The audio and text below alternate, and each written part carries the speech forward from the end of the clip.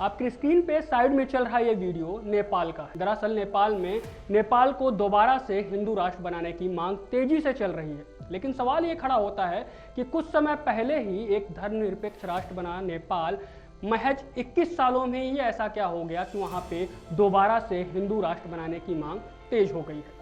उससे पहले इस मुद्दे पे चर्चा करें, वहाँ पे एक मांग और भी तेज हो गई है। उनका कहना है कि हमें लोकतंत्र नहीं बल्कि राजतंत्र चाहिए। 2005 में ही नेपाल में लोकतंत्र स्थापित हुआ था, लेकिन 2023 आते आते वहाँ पे राजतंत्र की मांग फिर से तेज हो गई है। इन तमाम पहलुओं पे बात करें उससे पहले मैं आपको एक छोटी सी कहानी सुनाता हूँ।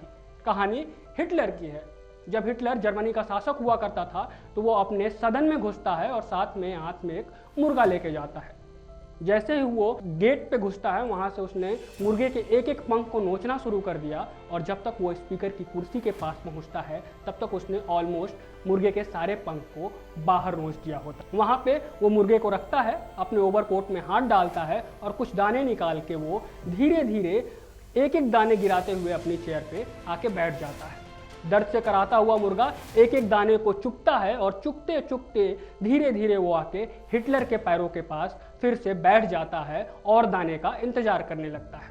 जिसके बाद हिटलर खड़ा होता है और वो कहता है कि स्पीकर सर, यही होता है लोकतांत्रिक देशों में, जहां पे नेता पूरे समय जनता का खून चूसते हैं और चुनाव आने के बाद वो कुछ लोक लुभावने वादे करके कुछ ऐसे दाने डाल के जनता को अपने पैरों में दबा लेते हैं।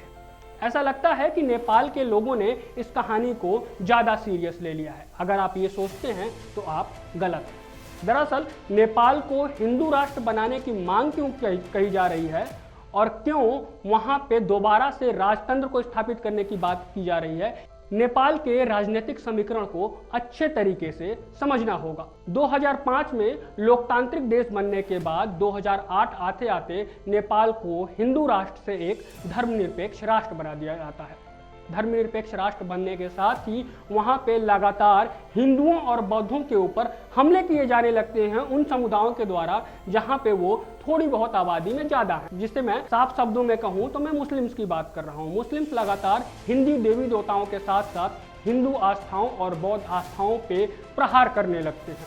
कुछ समय बीतता है और नेपाल में ईसाईयत की एंट्री होती है और वहां पे पैसे और फोर्स के दम पे कन्वर्जन किया जाने लगता है। ये आंकड़ा इतनी तेजी से बढ़ता है कि महज कुछ सालों में ही नेपाल के हिंदू और बौद्ध समाज को यह डर लगने लगता है कि अगर ऐसे ही चलता रहा तो हमारा वह अस्तित्व आने वाले कुछ सालों में ही खतरे में है।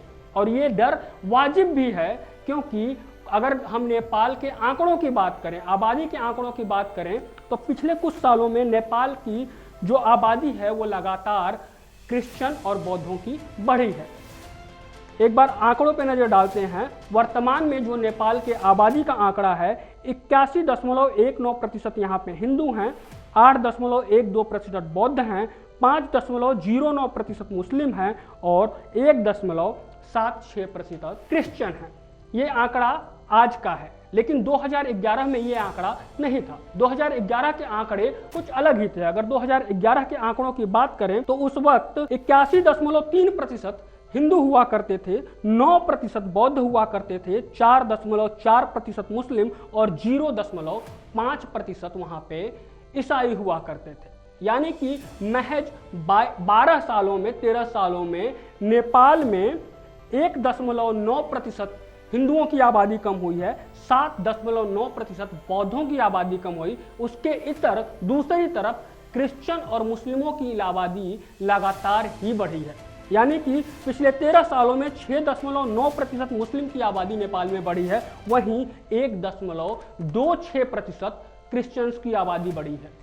और ये आबादी सिर्फ इसलिए नहीं बढ़ी है कि वहाँ पे डेमोक्रेसी आ गई है, ये आबादी इसलिए बढ़ी है कि वहाँ की सरकारें तुष्टीकरण की राजनीति के लिए हिंदू देवी देवताओं और हिंदू आस्थाओं पे हो रहे प्रहारों को या कन्वर्जन को रोकने का प्रयास नहीं कर रही है।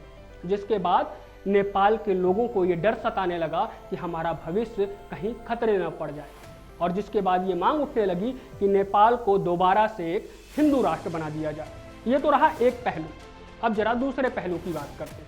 दूसरा पहलू उनका कहना है कि हमें लोकतंत्र नहीं चाहिए, हमें राजतंत्र चाहिए, यानी वो हिटलर वाली कहानी। हिटलर वाली कहानी की बात करें, राजतंत्र और लोकतंत्र, 2005 से पहले नेपाल में राजतंत्र हुआ करता था, लेकिन 2005 के बाद वहां लोकतंत्र हुआ, यानी कि नेपाल का आधा से ज्यादा युवा लोकतंत्र भी देखा है और राजतंत्र भी देखा है। नेपाल के लोगों का कहना है कि हमारी समस्या लोकतंत्र नहीं है, बल्कि हमारी समस्या है एक करप्ट लोकतंत्र, यानी यहाँ पे तुष्टीकरण और घोटाले के इतने बड़े बड़े लिस्ट हैं कि जितने राजनेता हैं टॉप टू बॉटम सारे करप्ट हो चुके हैं। अगेन, टॉप टू बॉटम जितने हैं सारे करप्ट हो चुके हैं। लेकिन राजतंत्र में ऐसा नहीं था, हमारी बातों को सुना जाता था और कोई भी काम मेरिट के आधार पे होता था, करप्शन के आधार पे नहीं। जिसके बाद अब वहां पे राजतंत्र और हिंदू राष्ट्र दोनों की मांग तेज हो गई है, जिसकी वीडियोस लगातार सोशल मीडिया पे वायरल हो रहे हैं। अब इस पूरे मुद्दे पे आपकी क्या राय है? आपको क्या लगता है कि नेपाल को एक हिंदू राष्ट्र बना देना चाहिए या नहीं बनाना चाहिए? आप कमेंट बॉक्स में कमेंट करके हमें बता सकते हैं। और अगर वीडियो को आप पहली बार देख रहे हैं तो चैनल को सब्सक्राइब करना ना भूलिएगा, साथ में बेल आइकन को क्लिक कर लीजिएगा ताकि हमारी जो वीडियो है सबसे पहले आप तक पहुंचे।